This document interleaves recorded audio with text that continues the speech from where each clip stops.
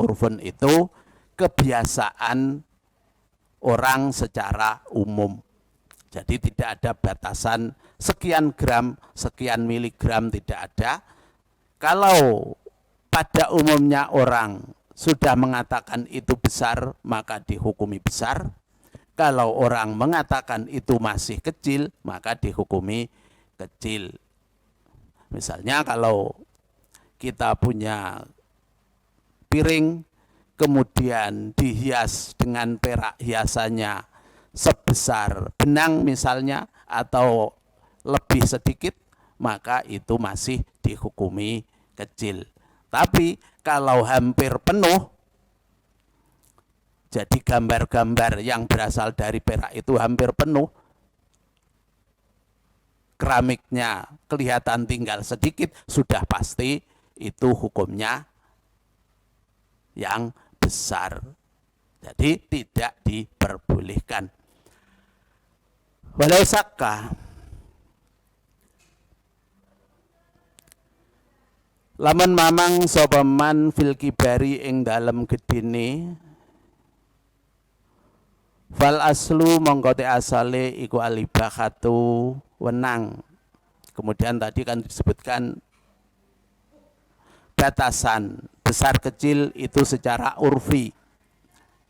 Jadi menurut anggapan umum. Berarti antara tempat satu dengan tempat yang lain pasti berbeda-beda. Maka di sini disebutkan apabila kita menimbulkan rasa sak mamang, bukan don, tapi sak, apakah ini besar, apakah ini kecil, maka hukumnya sama seperti yang kecil. Berarti ibahah. Wal muradu tekang den karpaken bil hajati kelawan hajat iku al ghorodu sejo. Tadi kan disebutkan li hajatin, li zinatin, seperti itu. Pengertian li hajatin itu yang bagaimana? Iku al ghorodu sejo al muta'alliqatu kang al muta'alliqu kang persambungan apa ghorod bit tadabubi kelawan nambal. Ini pengertiannya. Yang dimaksud dengan dibutuhkan itu adalah tujuan yang ada hubungannya dengan menambal. Apa tujuannya menambal? Yang pasti karena rusak atau karena bocor. Itu tujuan yang utama. Bukan biar baik atau biar indah, bukan. Tapi agar tempat yang ditambal dengan perak tadi bisa dimanfaatkan. Itu yang dikatakan bil hajati. Siwat tazini sakliyane pepaes, bukan untuk berhias, berbeda. Jadi kalau berhias untuk hiasan itu pasti diutamakan bentuknya, keindahannya. Seandainya ini tidak ada juga masih digunakan karena masih utuh. Tapi kalau lihajatin, seandainya tidak ada tambalan dari perak tadi, maka barangnya sudah tidak bisa digunakan. Itu perbedaan antara tazyin dan tadyib. Bentuknya juga demikian. Kalau tambalan itu mungkin bentuknya sekedarnya, yang penting bisa digunakan. Tapi kalau tujuannya tazyin, pasti bentuknya diperindah. Jadi beda tujuan antara berhias dan bermanfaat, dibutuhkan. Kaislahi kasrin, ini contoh-contoh yang tadbib tadi. Kaislahi kasrin kaya dene mbagusi pecah. Kita punya barang-barang dari keramik, sementara keramiknya termasuk keramik yang langka. Agar bisa dipandang, juga bisa dimanfaatkan, kita rekatkan dengan perak. Itu namanya islahi kasrin. Wasadin lan naleni, mengikat. Jadi ada peraknya yang melingkar di tempat yang sudah rusak, sehingga tempatnya menjadi utuh dan baik kembali. Watawasukin lan ngukuhaken agar kuat. Ini contoh-contoh yang bil hajati. Jadi bukan yang tasyin. Karena ditambah dengan perak, maka tempatnya menjadi kuat. Ya seperti tadi, diikat melingkar banyak gitu misalnya. Itu contoh yang tadbib li hajatin. Wayahiwan halal opal ina wadah al mumawahu kang den sepuh apa inak bima kelawan dahab lan fiddah. Sekarang berpindah ke tempat yang disepuh, dilapisi. Kalau yang pertama tadi bahan keseluruhannya emas atau perak. Untuk emas mutlak tidak boleh, untuk perak ada beberapa kemungkinan.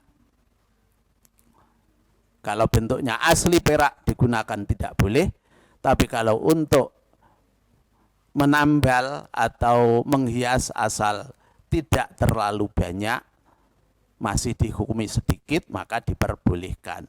Kemudian ini barang yang disepuh, berarti dilapisi.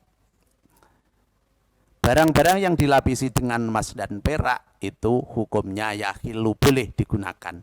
Tapi syaratnya juga ada. Idza lam yahsul arikalane ora hasil apa sayun suwiji-wiji minhu saking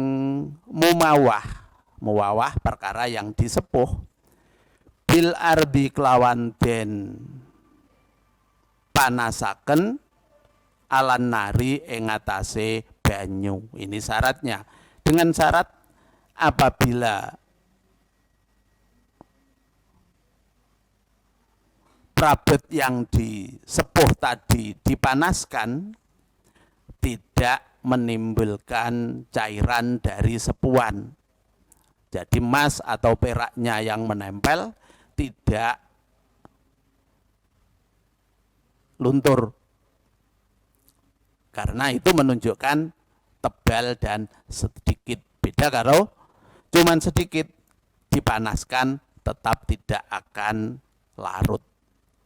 Wa illa lamun ora lam yahsul haruma mongko haram apa mumawah. Jadi ada dua tafsil. Apabila sepuannya itu tipis dihukumi halal dipakai, walaupun itu tempatnya disepuh dengan emas ataupun dengan perak. Tapi kalau sepuannya banyak, dengan gambaran kalau dipanaskan bisa meleleh sepuannya, jadi emasnya menjadi lepas, tinggal sedikit yang menempel di tempat tersebut, maka itu dihukumi haram. Amma ina udhabi anapun utawi wadah emas wal fiddati lan perak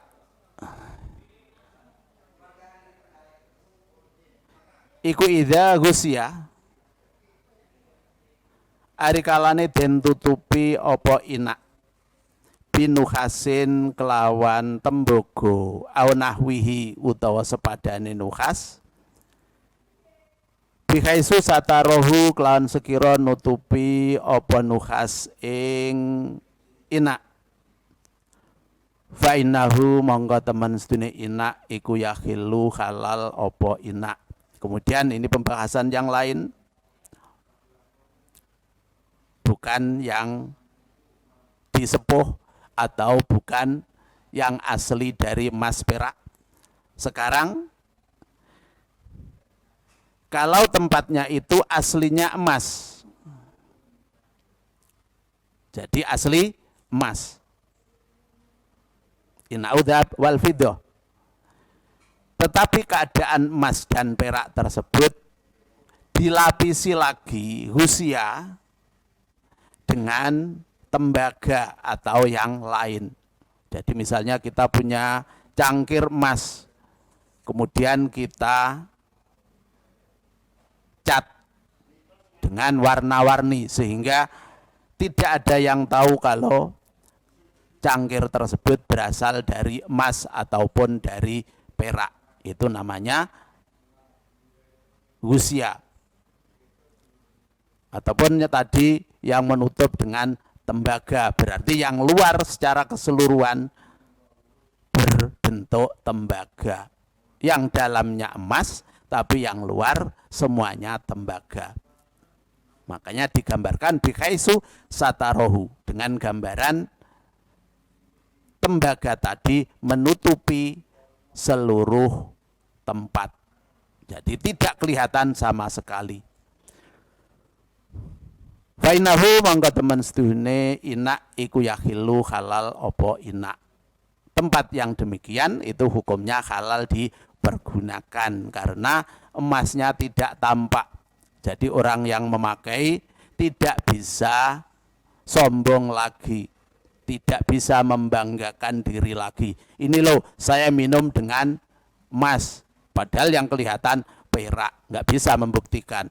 Coba buktikan, kan tidak mungkin akan dipecah. Jadi masih tetap digunakan kalau emas dan peraknya itu tertutup, tidak tampak dari luar.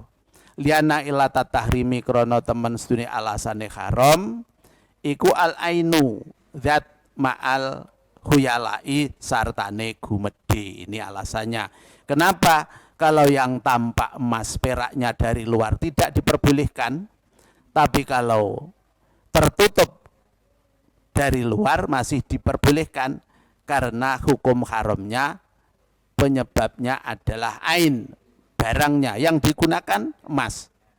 Sementara kalau sudah tertutup dengan perak tembaga itu sama saja emasnya tidak ada karena tertutup di dalam.